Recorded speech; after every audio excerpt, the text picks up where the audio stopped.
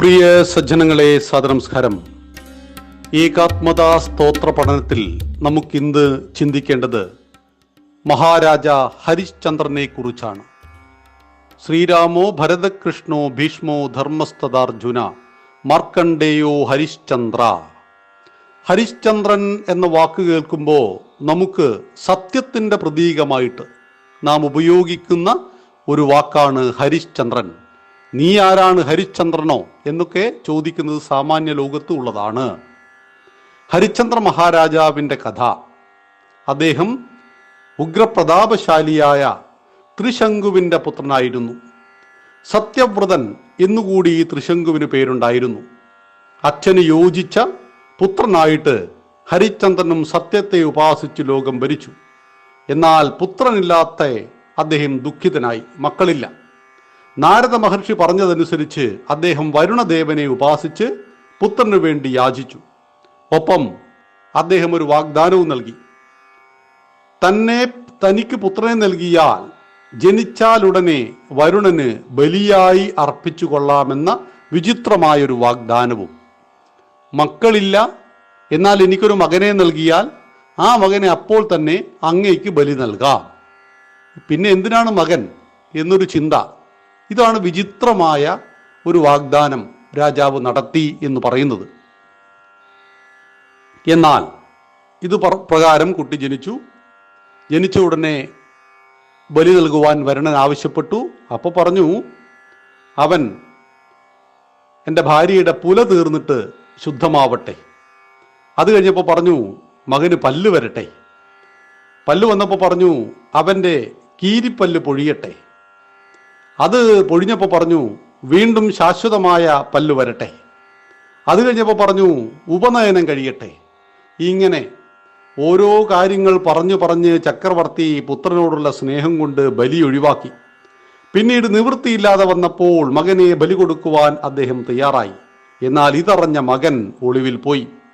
6-ാം വർഷം തിരിച്ചു നാട്ടിലെത്തിയ രോഹിതൻ തനിക്കു പകരം ബലി നൽകാൻ ശുനശ്ലേഫൻ എന്ന് പറയുന്ന മുനികുമാരനെ, ബ്രാഹ്മണകുമാരനെ കൂടെ കൂട്ടി.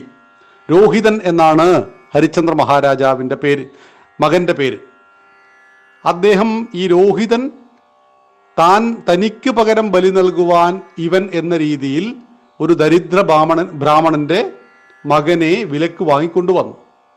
വാക്കുപാലിക്കാത്തതിനാൽ ഉദരോഗം ബാധിച്ച പിതാവിൻ്റെ രോഗശാന്തിക്കും തൻ്റെ ജീവരക്ഷയ്ക്കും വേണ്ടി ഇന്ദ്രന്റെ ഉപദേശപ്രകാരമായിരുന്നു ഇത്. ഹോതാവായിരുന്ന വിശ്വാമിത്രൻ ശുനശ്ലേഫന്റെ ദുർവിധി കണ്ട് അദ്ദേഹം ഹരിശ്ചന്ദ്രനോട് കയർത്തു. നിന്റെ രക്തത്തിൽ ജനിച്ച നിന്റെ മകനെ ബലി നൽകുവാനാണ് വരുണൻ ആവശ്യപ്പെട്ടത്. പകരം നീ മറ്റൊരാളെ ബലി നൽകുന്നു. ഇത് ഞാൻ സമ്മതിക്കില്ല. ഇതോടുകൂടി വിശ്വാമിത്ര മഹർഷിയും വസിഷ്ഠ മഹർഷിയും തമ്മിൽ, കുലഗുരുവായ വസിഷ്ഠ മഹർഷിയും തമ്മിൽ വലിയ തർക്കമുണ്ടായി.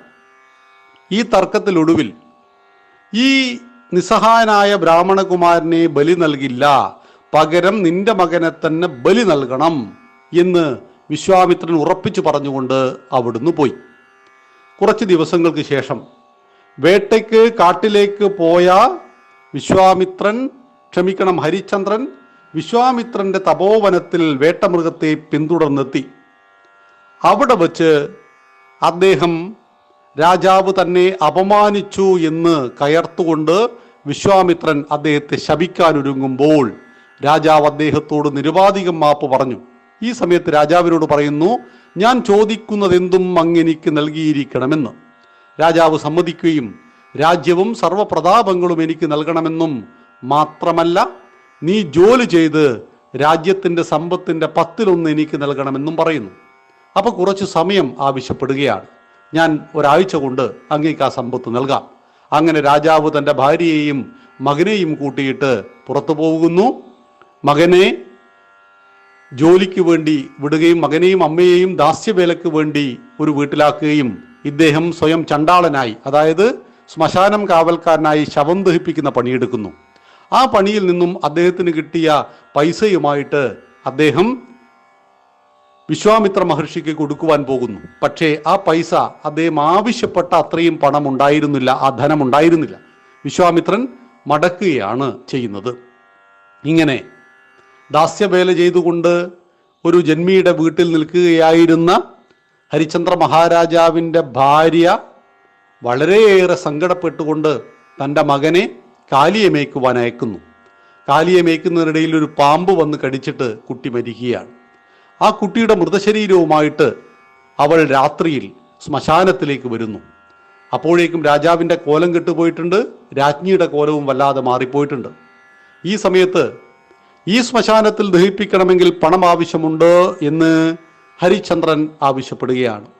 എൻ്റെ കയ്യിൽ ഒന്നുമില്ല, നിർധനയാണ് ഞാൻ, അങ്ങ് ഈ കുഞ്ഞിനെ ദഹിപ്പിച്ചു തരണം എന്ന് ഭാര്യ പത്മാവതിയും ആവശ്യപ്പെടുന്നു.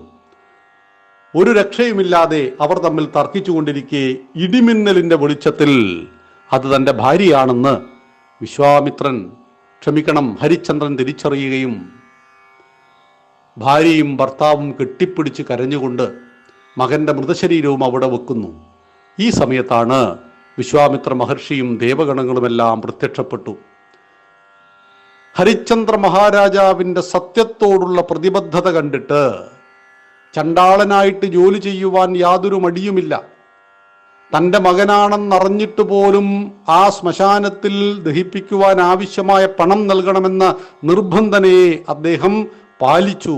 ഈ ഇദ്ദേഹത്തിൻ്റെ ആ വലിയ ശപഥം, സത്യത്തോടുള്ള പ്രതിബദ്ധത കണ്ടിട്ട് സർവ്വതും തിരിച്ചു കൊടുക്കുകയാണ് വിശ്വാമിത്ര മഹർഷി ചെയ്യുന്നത്.